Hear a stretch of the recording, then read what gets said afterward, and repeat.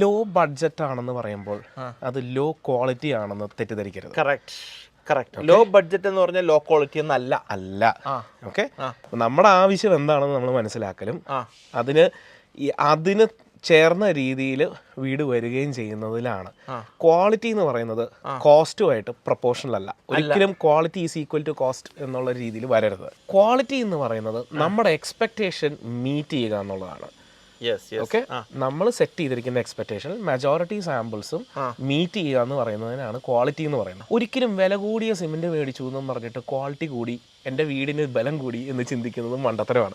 നമ്മൾ ഇതിനെക്കുറിച്ച് പലതവണ സംസാരിച്ചിട്ടുണ്ട്.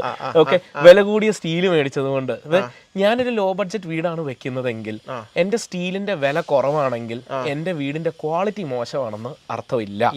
അതൊരിക്കലും വരരുത്. ഓക്കെ, നമ്മുടെ ആവശ്യം എന്താണെന്ന് നമ്മൾ മനസ്സിലാക്കുന്നു, അതനുസരിച്ചാണ് നമ്മൾ ചെയ്യേണ്ടത്.